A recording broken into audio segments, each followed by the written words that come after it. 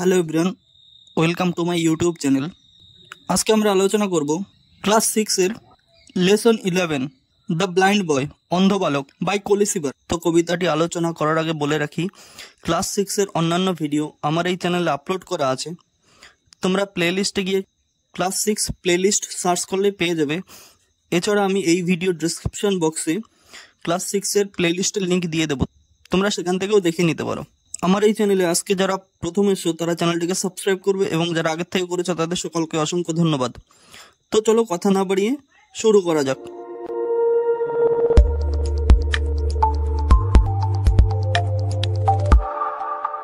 The blind বয়, অন্ধ বালক by কলি সিবার।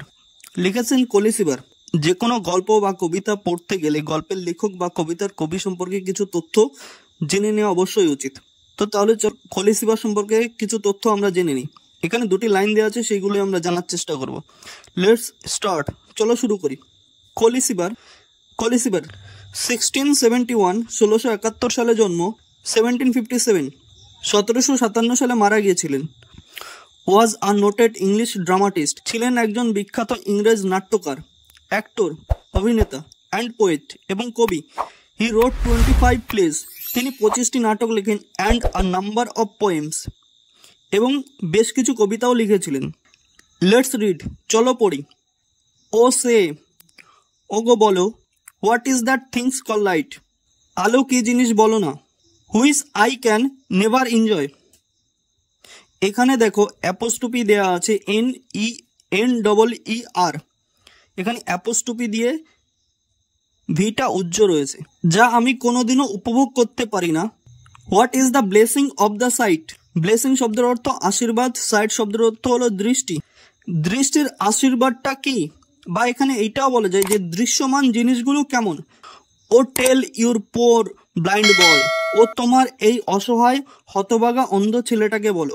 দেখো এখানে যে অন্ধ বালকটা আছে সে বলার চেষ্টা করছে সে একজন অসহায় অন্ধ বালক। দৃশ্যমান জিনিসগুলো কেমন সে সেটা জানে না, সেটা কখনো সে অনুভব করতে পারে না বা উপভোগ করতে পারে না। এমনকি আলো কি জিনিস সেটা তাকে বলতে সে আলো কি জিনিস সেটাও জানে না। নেক্সট, তারপরে দেখো, you talk of wonders things you see, তুমি বা তোমরা যে সকল বিস্ময়কর বা চমৎকার জিনিসগুলি দেখো সেগুলো বলো। ইউ সে, তুমি বা তোমরা বলো, দ্য সান শাইন্স ব্রাইট, সূর্য উজ্জ্বলভাবে কিরণ দেয়। আই ফিল হিম ওয়ার্ম, আমি তার গরম বা উষ্ণতা অনুভব করি। বাট হাউ ক্যান হি, কিন্তু সে কেমন করে এটা করে। Then make it day or night, এবং তারপর দিন বা রাত তৈরি করে।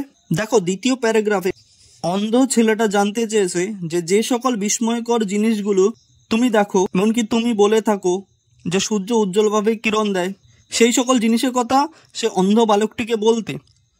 সে বলছে যে তোমরা বলো যে সূর্য কিরণ দেয়, কিন্তু আমি তো তার গরম অনুভব করি। কিন্তু সে কেমন করে এই কিরণ দেয় এমনকি জানতে চেয়েছে সে দিন আর রাত কি করে তৈরি করে।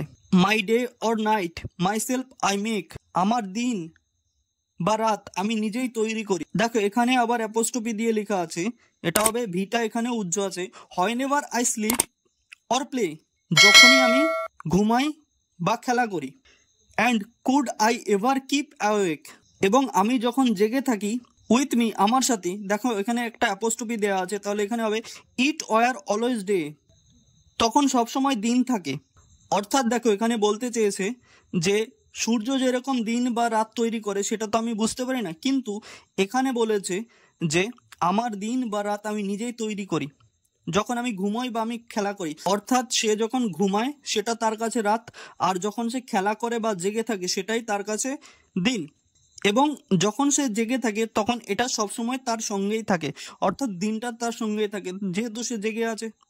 নেক্সট, তারপরে উইথ হেভি সাই শব্দের অর্থ হলো দীর্ঘশ্বাস ফেলা। আই অফেন হেয়ার, আমি কখনো কখনো বা মাঝে মাঝে দীর্ঘশ্বাস ফেলার আওয়াজ শুনি। ইউ মর্ন শব্দের অর্থ হলো বিলাপ করা। মাই হেপলেস শব্দের অর্থ হলো ভাগ্যহীন, এবং ও শব্দের অর্থ হলো দুঃখ। তাহলে বলেছে আমার ভাগ্যহীন দুঃখের জন্য তুমি বিলাপ করো, বা তুমি বিলাপ করো আমার ভাগ্যহীন দুঃখের জন্য।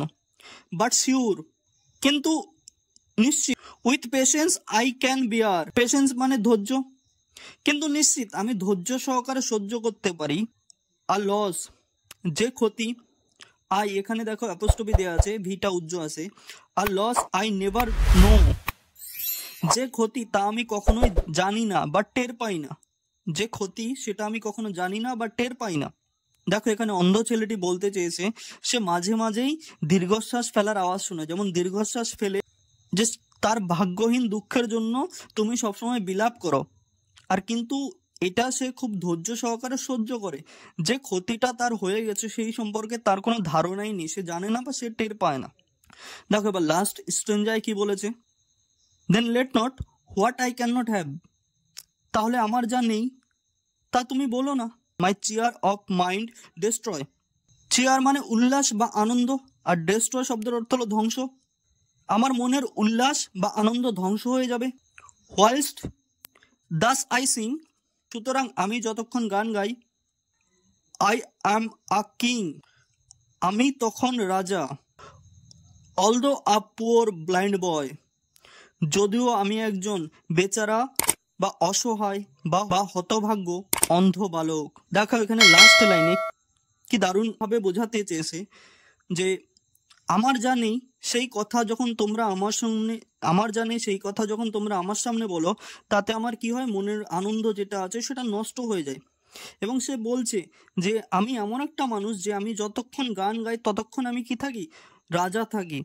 এবং কিন্তু রাজা আমি ঠিকই থাকি, কিন্তু বাস্তবে আমি একটা, এখানে দেখো পোর আছে, পোর শব্দের অর্থ হলো গরিব, পোর শব্দের অর্থ হলো গরিব, কিন্তু এখানে গরিব হবে না, এখানে নিজেকে বলতে চেয়েছে তোমার অসহায়, হতভাগ্য বা বেচারা অন্ধ বালক।